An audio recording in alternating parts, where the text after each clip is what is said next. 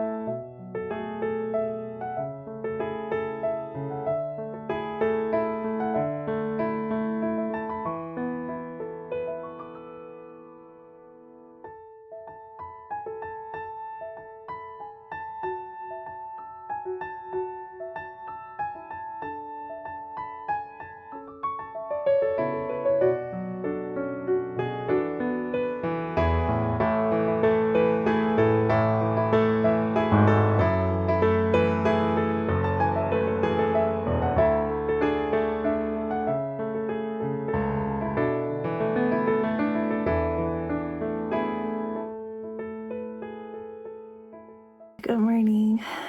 We made it through the night. This is the kitty, and it's been so happy and making biscuits all night and purring. I pooped this morning, and it's been drinking its baby formula every 2 hours. And I finally was able to find a doctor today at 2:30 to take it to just have it look at. So I didn't get a chance to explain to you what happened. So my mom found this cat crying in her neighbor's backyard. So she's been feeding the mom. She has seen the mom carrying this around, and it was in my parents' backyard for a little while. And my dad started his woodworking project, so he got scared because of the sound, so took it to the neighbors. And at the neighbor, they had like this trash tire stack up, and this kitty was there. So I don't know if mom dropped it there or what was happening, but for 2 days it was crying nonstop and the mom wasn't there. I don't know if I'd abandoned it, what happened to the mom. But for 2 days it was crying nonstop, and my mom's neighbors are deaf, so they couldn't hear the sound of the kitty crying. So my mom had to go knock on their door and communicate and ask them to lead her to the backyard so she could show that there's a kitten there. So she grabbed the kitty. So poor thing, it was in a rough condition. It had so much flea that they were crawling all over its face and eyes. So last night we washed it with a Dawn dish soap, and Josh has spent, I don't know, something about 4 or 5 hours killing all the fleas. He was amazing how patient he was with it, and you can see it's making biscuits. It killed all the fleas, and Josh has been so sweet and took care of it and took all of the fleas out of his body, and it's been so comfortable since. And we tried to take it to the ER, and we've been told if it doesn't have an injury, it can wait because ER can be super expensive. So we held on through the night. I have been using ChatGPT to figure out what to do. So I got a cat formula milk, and I've been feeding it every 2 hours, and it's been doing well. It's super happy, and it doesn't know how to poop yet. So this morning I've been using the wet Kitten, and after each feed I would touch its genitals and its lower belly to stimulate, apparently to let it know that you can pee. And so it actually went. The thing that is the problem is that it cannot stand on its own and it can't walk. So I don't know, it has some issues. It clearly doesn't act normal like a normal kitty. So I don't know whether it has some diseases that can be cured, or is something that it was born like this. It will be a disability. When I talked to the vets, they thought it might have wobbly syndrome or drunk kitty syndrome. So it was some virus that mom got. So mom was carrying that virus, and during the pregnancy has caused the kitten nervous system not to develop in the area that they can balance themselves. So it doesn't look like there was any treatment if that's the case. They're just going to be living a semi-disabled life. So I don't know. I called around this morning as soon as offices opened up, and I found an appointment at 2:30. So I'm planning to take it on to the vet and have it look at, and hopefully we can do something for it. Based out of the estimate that I used ChatGPT, it has some teeth, so they think it's 3 weeks and a half old. So it might be super young for taking a full vaccination cycle. So that was something that they mentioned. Might need to get a little older before that. And I also got a flea shampoo as well before I went to pick it up. And on the back of the flea shampoo, it also said that it needs to be 12 weeks and older in order to use the shampoo. So we didn't use it, we just used the dish soap. And yeah, we were able to get all of the fleas, so it doesn't have flea anymore. It's super gentle, so sweet, it's so kind, and it just does nothing. Like, it stopped crying as soon as we started feeding it, and it has been just eating and sleeping. So yeah, I'll give you an update. It's super gorgeous, it's so beautiful. It's like a tuxedo cat and it has most gorgeous eyes.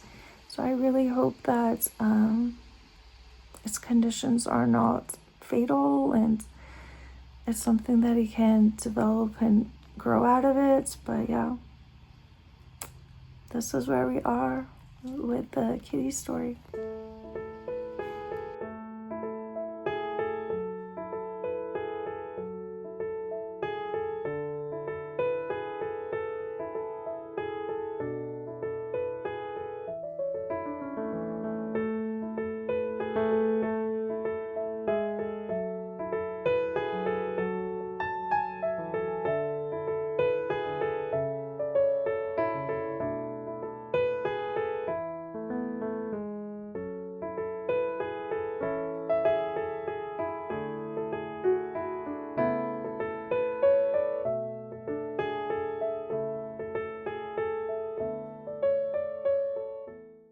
Oh my gosh, you guys, I haven't slept all night.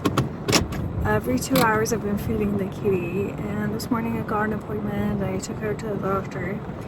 They look at her, or him, it's a boy, and they said it has the wobbly syndrome. So it has a disability, and it cannot sustain itself, it cannot stand or walk. It would just crawl in a perfect condition. And yeah, that is very difficult for us to be able to take care of it. I really wanted to take care of it, but knowing the disability, since we work so many jobs, and when I'm working weddings, I don't know how this little kitty can sustain and live while we're out all day. And unfortunately, we don't have anybody in our family who will be able to take care of it.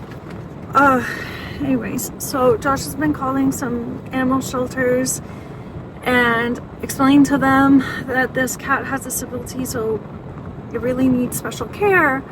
And one shelter has told us it can take it in. They're luckily in green light, meaning that they have space for cats to take in. And they also said that there is no kill, so they guarantee that they will take care of it and they won't be sending it out to, yeah. So that's important to us. So they promised that there's no kill. So I drove over here, and Josh took some time off from work, so he's meeting me at the shelter. So we're about to go inside and talk to them to double check to make sure they are going to take care of it.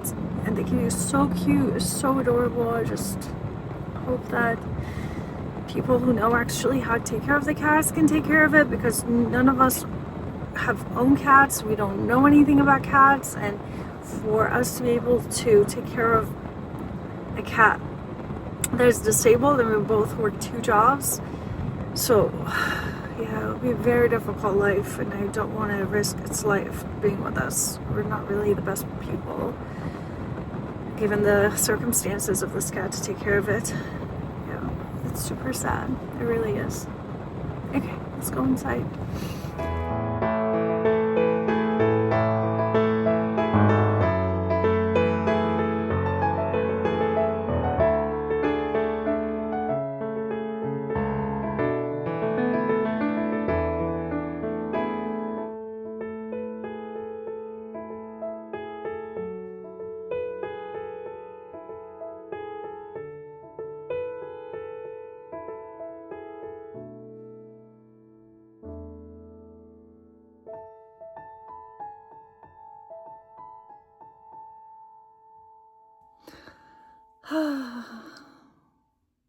I want to give you an update of what happened.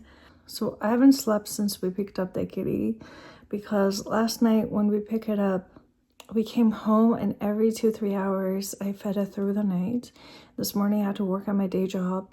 Luckily, since we're switching our building to a new one, so they allow us to work from home until we're fully moved in, because our floor is not ready yet. So I was able to work from home, but I still had to take care of a kitty every 2 hours, and I had all the calls and everything. But I managed to get through, and between all of them, I was calling all the vet offices I could find to see if I could get the kitten checked in to make sure it's okay, because like I said, the problem with it was that it wobbled, and at first I thought it's obviously malnourished, so it might be low on sugar. So we kept, like, as soon as I would see the wobble, I would try to be on schedule and give it some baby formula to drink, and it would still do it. So realized this morning, after taking care of it super well overnight, it still had a problem with its motor skills. So it would flip on its back, it couldn't hold itself to stand. So obviously there was something wrong, because I thought initially it's just super weak, that's why it can't stand. But regardless of how well it ate, and it could get playful, and it was fully aware, it still wasn't able to stand. And so peeing, pooping was an issue. And after each food, and it was so little, it was only 3 weeks, old, and so it didn't even know how to poop. So thank God for ChatGPT. Honestly, it was amazing. It really helped us pull through the night and figuring out like the age and like the feeding time and what to feed it. And yeah, so after each feed, I would get like a cotton ball wet and in a warm water, so it mimics its mom's tongue. And so I would wipe out his butt and kind of initiating that you can peep and poo. And finally it would. But the thing is, if you weren't attending to it, like one time I put it on the little litter box that I created for, and I was going to wash its bowls really quick, rinse it and come back, and I saw it's rolling in its poop.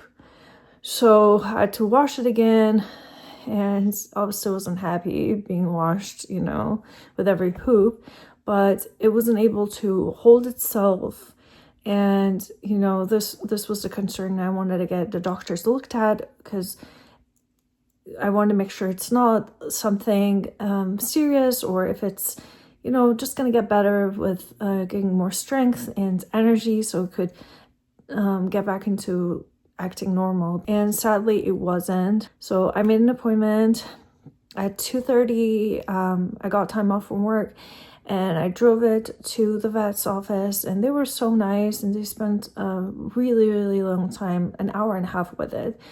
And I paid fully for all of the assessments, any examinations they recommended, for everything. And I took also a stool in a Ziploc, and they did tests on it as well.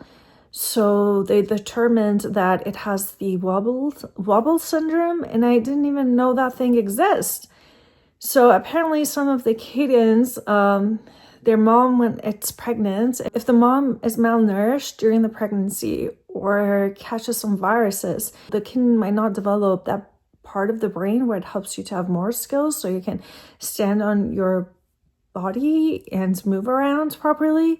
Yeah, so this is what they determined, that it has the wobble syndrome. It will not go away, so it will stay the same. And they had a cat in their office that had that, so their main doctor had a cat like this, so they were so familiar with it. Even when I talked to the secretary over the phone, she mentioned might have that wobble syndrome because they were so familiar with that. And so it was not life-threatening, and it wouldn't cause any virus transfer or any issues. It's just that that area of the brain never developed, and it would not get better, and it would always be this way. You know, they can have a full life, but it would just need more attention. So you would feed them. They won't be able to do much of a work on themselves. As long as you're attending to it, it will survive just fine.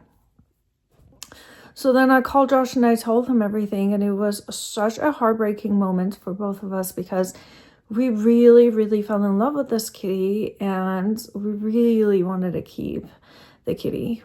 We absolutely wanted to keep it. We lost our dog in December, so it was literally last week I was crying and I was missing our dog, and I was like, why universe is not bringing me, because we can't have any kids of our own, and the adoption process hasn't worked out for us yet.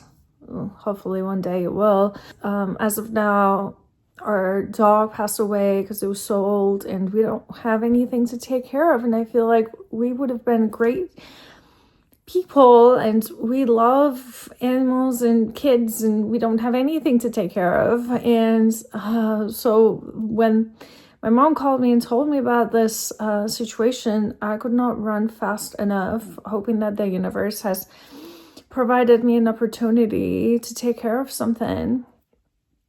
And Josh and I stayed all night until 1-2 because its body was full of fleas. Fleas were moving in his eyes, everywhere in his head. So we gave it a bath, and we literally sat down and caught every single flea and killed them. So all through the night, it slept so well.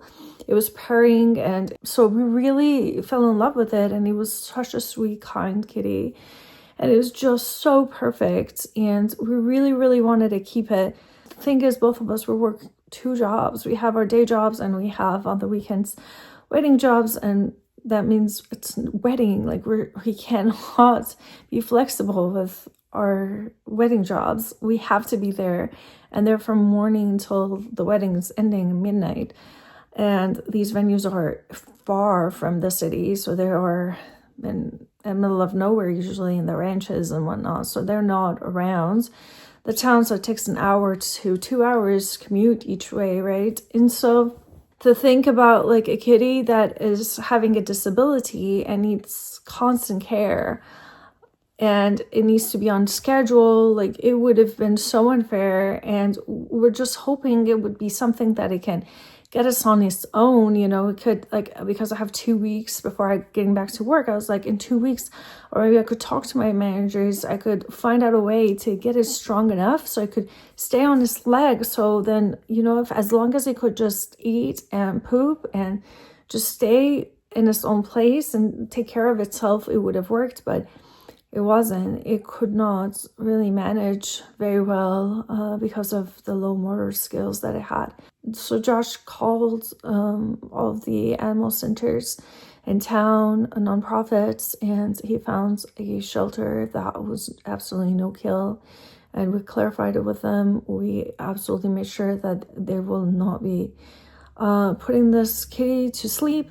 And they said, don't worry about it, we're a no-kill shelter. We walked in to where they had the kittens available, and we saw a couple moms with their litters. And another person also brought in a kitten with a cat, like a mom cat.